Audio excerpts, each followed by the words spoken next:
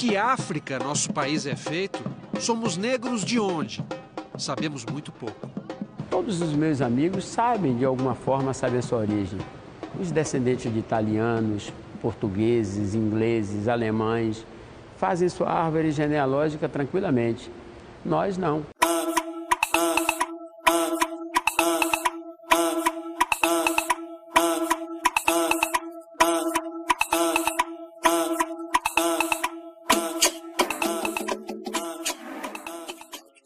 O povo sem memória, ele fica sem história, né?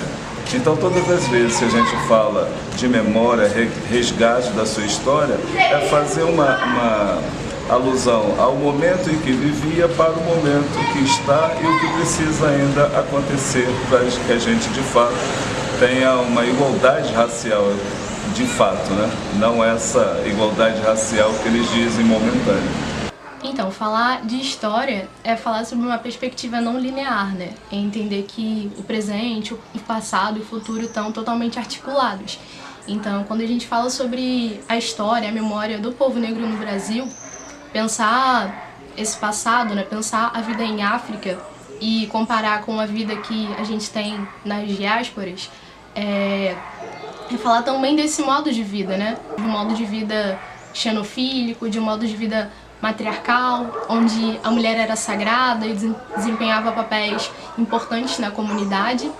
E com essa retirada, né, brusca, esse sequestro de África e essa vinda para o Brasil, isso traz impactos muito fortes nessa subjetividade, nesse modo de ser e de estar no mundo, né?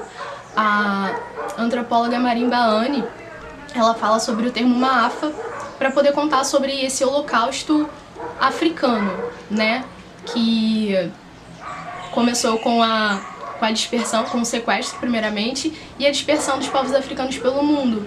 Então, esse Maafa, ele é caracterizado, né, a gente pensar o contexto brasileiro, não só pelo sequestro dos povos, porque pensar que os nossos ancestrais, os meus ancestrais africanos, eles viviam em África e com esse sequestro para outros lugares do mundo, eles foram apartados das suas famílias, da sua cultura, dos seus modos de vida. E como saber que você vai para um lugar e nunca mais vai ver sua família, nunca mais vai viver da forma como você vivia, isso impacta na sua saúde. Fora isso, teve todo o processo também de travessia pelo Atlântico, né, que foi um processo totalmente desumano nos navios negreiros. E se a gente for pensar, muitos dos efeitos, né, hoje da nossa saúde tem a ver com esse processo de travessia. Então, doenças que mais frequentes, né, ocorrem em pessoas negras tem a ver com esse processo de travessia, como o diabetes, a hipertensão arterial. Enfim, esse Maafa, ele vai tendo vários processos, vários mecanismos. Então, depois da travessia, tem toda a questão da escravização. E se a gente for pensar atualmente, tem o extermínio que está em curso, né? E como esse extermínio ele se dá de diversas formas. Não só pela morte matada, não só pela arma de fogo. Se a gente for pensar que no Brasil a população que tem morrido é majoritariamente negra. E como esse extermínio ele se desdobra, ele tem várias facetas, né?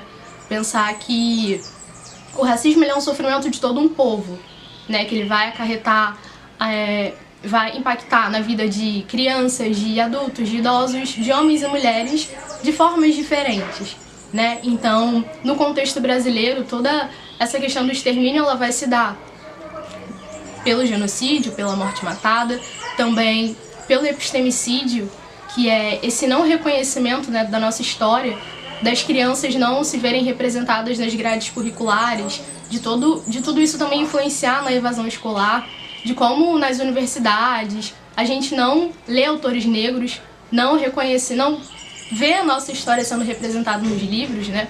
De como esse conhecimento é invisibilizado.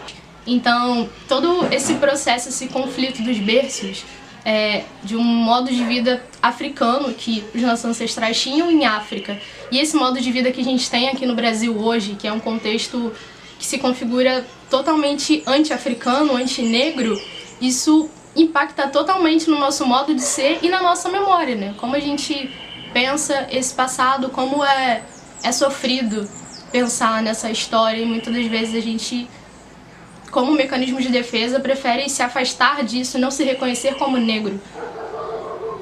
Há uma propaganda muito grande ainda até pelos nossos meios de comunicação, principalmente os tradicionais, os convencionais, a tentar falar para a gente que de fato a gente aqui no Brasil todos nós vivemos numa harmonia, que muitos ainda, pelo fato de não sentirem o preconceito, tem um olhar ainda de que o Brasil, de fato, é uma miscigenação, dificulta muito a nossa luta. Quando a gente provoca esse debate de igualdade racial, eles acreditam que a gente está dividindo ao invés de agregar. A gente sempre fala do branco, do negro, do índio, mas como a gente olha na sua representatividade, a gente só vê uma etnia. Então o resgate de uma memória é justamente fazer com que as pessoas não esqueçam que na composição da nossa sociedade tem 3 etnias, não tem só uma. Então o resgate é justamente para fazer com que até isso provoca no negro em si um sentimento de inclusão, um sentimento que ele precisa ter uma referência. E essa referência vai estar o quê? Na esfera de poder. Então, se a gente não tiver essa referência na história de poder, isso também trabalha para uma diminuição da autoestima da população negra. Então, todas as vezes que a gente retrata alguma desses acontecimentos, né, não de forma a reviver um passado de forma negativada, mas trazer para o quanto ainda é importante a gente falar da trajetória do povo negro, porque a gente entende que o momento atual, o negro teve alguns avanços, sim, mas ainda não o avanço merecido, desejado. Se a gente for pensar, por exemplo, na construção do Brasil, foi uma construção feita por mãos negras. Então, tudo que, na verdade, a gente só precisa ressignificar essa memória, se aproximar disso, porque o Brasil, ele é construído majoritariamente por pessoas negras e tudo o que foi construído no Brasil tem essa cultura africana, como, por exemplo, o Sankofa, que representa um pássaro de 2 cabeças, né? Então, quando os nossos ancestrais, eles construíam as edificações e colocavam esse símbolo, era para que, depois de anos, a gente pudesse olhar para aquele símbolo, saber que eles foram feitas, que aquilo foi construído num período de escravização, num período de dor, mas que eles conseguiram deixar uma mensagem, né? A gente olhar para aquele símbolo e pensar que nunca é tarde para voltar ao passado e resgatar o que a gente perdeu. Então isso é de uma inteligência extrema, né? Da gente pensar nesses valores africanos, né? Na oralidade, na ludicidade, na musicalidade, né? Pensar que a musicalidade brasileira tem essa influência africana, então de pensar que o Brasil, ele foi construído a partir de mãos africanas e de sangue negro, e do quanto é importante a gente revisitar e ressignificar essa história de resistência também. Acredito que isso nos dá força para poder continuar lutando. Uma coisa que me deixa bastante motivado ainda para continuar nessa luta, no enfrentamento ao racismo, é a juventude. É algo que a gente percebe que a juventude hoje, na sua forma mais radical, usa o cabelo afro de tudo quanto é jeito, sem uma preocupação nenhuma.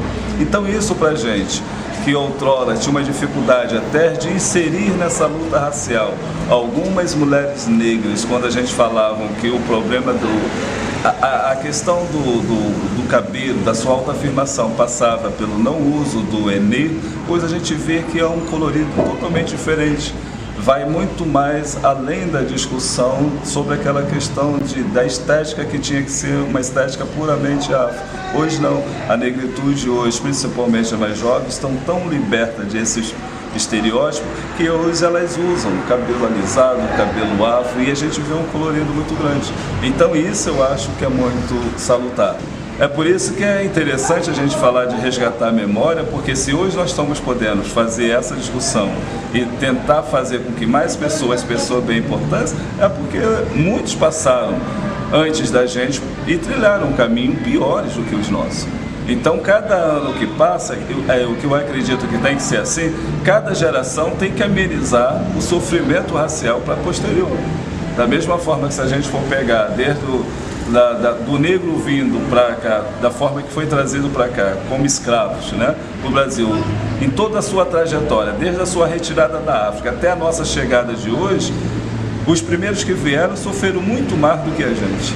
Então, no momento que a gente vai intensificando essa luta, o sofrimento tende a amenizar. Por quê?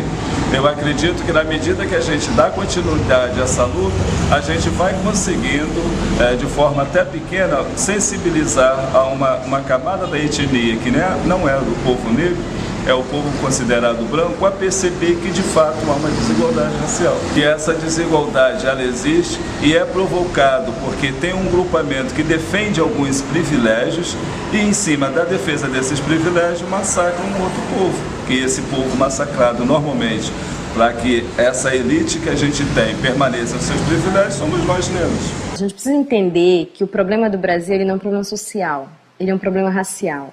Nós ainda somos vistos como seres sem alma desde a época que nós fomos sequestrados de África. A gente não tem perspectiva de vida.